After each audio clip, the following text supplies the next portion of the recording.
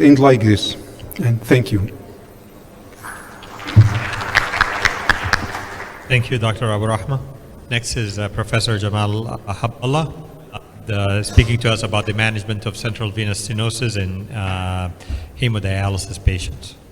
Professor Jamal. Thank you. Thank you, Mr. Chairman. My presentation is on the management of central vein stenosis in dialysis patients. What I'd like to do is to go over some of the pathophysiology and review some of the endovascular and surgical treatment options. Now, the incidence of this type of pathology is about 4.3% and goes up to about 6.8% in patients who have had prior history of catheter use. And some of the independent risk factors for the development of such a pathology is prior catheter placement and total number of catheter placed, the presence of pacemaker, and younger age at the dialysis initiation. So the mechanism of obstruction typically can be related to reaction to the indwelling venous devices. It can also occur without any prior indwelling devices and also can occur due to external compression. Now, the indwelling devices, cannulization of the subclavian catheters, like having long-term catheter in the subclavian, is associated with some of the highest incidence of this pathology, followed by internal jugular. Clearly, using short-term dialysis catheter longer than needed is associated with increased risk of developing such pathology. PICC lines can also cause such a problem, prior use of PICC lines, and pacemaker and ICD devices. And I will go to that the pacemaker, they cannot underestimate it, up to 25%, and that incidence can go up to 50% or more with the more complex ICD devices. Now, in those who have it without indwelling venous catheters, it can really happen, and especially if you have a proximal permanent vascular access with a very high flow rates. This very high flow rates cannot be accommodated by the existence venous outflow, and as a result, it will cause a reactive hyperplasia in the central vein. Now, the other ones, the external compression, they can be anywhere, anything from ectatic aortic arch to a costoclavicular junction compression. Now, the presentation can be typically edema and swelling on the ipsilateral side with some venous hypertension changes and even some skin ulcerations in the upper extremity. You may even have swelling of the shoulder and face and the chest wall. Another type of presentation will be excessive bleeding from the puncture sites along with cannulation difficulties, and you can have a megafistula. This is an example of a simple one, but this is as it gets more complex. And this is an example of a megafistula. Now, what's the treatment? The treatment options you have, first of all, if you identify an asymptomatic central vein stenosis, studies showed that if you go ahead and intervene on those, that leads to a rapid progression of the stenosis and a further worsening of the situation. So prophylactic treatment is typically not indicated.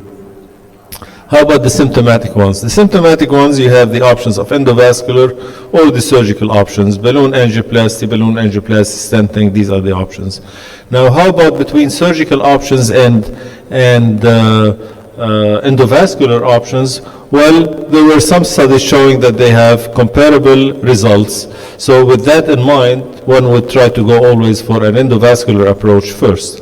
And with the endovascular approach, if you're dealing with a fistula, you are likely to have better outcomes than if the primary situation is a graft, and especially if the patient has not had prior catheter placements.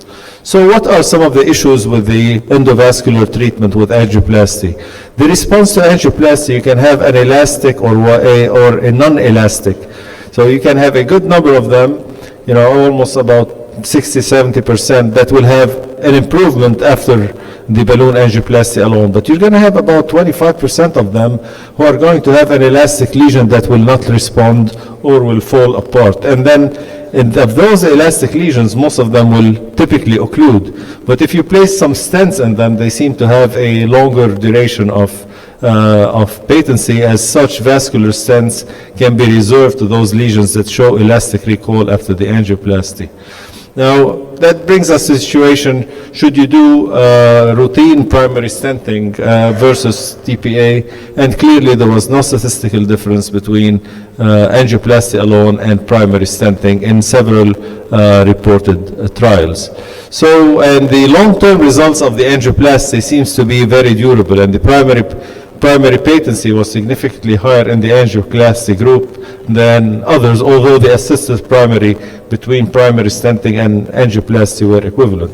But nevertheless, that kind of gives us the conclusion that stenting can have the lower primary patency rate and should be considered in angioplasty resistance lesions. So in such, the typical indications for stenting will be non-responding lesions, recurrent stenosis, and elastic lesions. This is an example of a patient who had the pacemaker, and then you can see that he had the blockage at this level, and this is balloon angioplasty, and with the balloon angioplasty alone, we were able to save that fistula. This is another example of another patient who had a left brachiocephalic, and treated with the first balloon, gentle dilation, and then a larger balloon, but he kept on having a persistent stenosis, so he ended up with placement of a stent in it, and that resolved the situation. Another type of patient, and this one had a stenosis down at the junction with superior vena cava, which required ultimately stenting to maintain the patency. How about the stent graft versus angioplasty? Well, stent graft seems to be has a good patency rate, but you have concerns that you may jail important branches, and if you oversize, you can cause some blockage in it, and that's not a good option. How about paclitaxel and others? They seem to have some potential use, but there's no proof, as in the previous debate, that they are much better than the others. The surgical treatment, you have surgical treatment that involves the sternotomy to reach to that area and the extra anatomic one. Clearly, the sternotomy ones one would like to avoid because these patients are pretty sick, although there are new techniques that you can do it with a clavilectomy and mini pericardiotomy without a sternotomy, but that's still not a very likable situation. And they tend to have pretty good outcomes ultimately with good patency rate, but most of the situation you end up trying to do something that's extra anatomic, a bypass from the axillary to the jugular, axillary to the contralateral jugular, or even a turn down of the jugular vein into the axillary vein. So depending on what the anatomy you ultimately can do, or a basilic vein to the dialysis. This is a procedure that I did at the University of Iowa, and you always hear Dr. Nazal saying that he trained with me, and everyone doesn't believe it because I look younger than him. But having said that, this is a proof that we worked together, and this was back in 2000, more like 20 years ago, and this is the technique that we use on that case. Another technique that I really would like to remind you of is the axillary bypass. It can be done under local anesthesia, and this is an example of a case that we end up doing that to her. And basically now she has a patent fistula. You can see the incisions here, and I did that 2 days ago, the duplex on her showing good patent flow.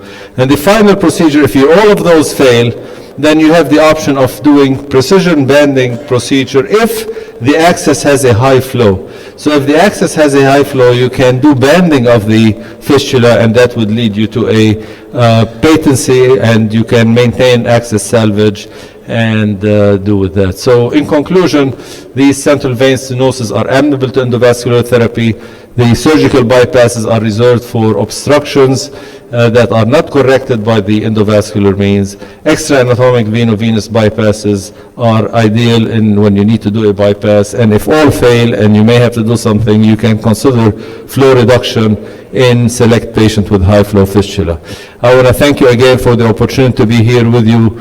I want to remind you, we are all invited to Riyadh in 2 weeks from now, and for those who could not make it this year, please realize that we are set, inshallah, for next year in December in Riyadh, and hopefully you will be able to meet us. Thank you very much for your attention.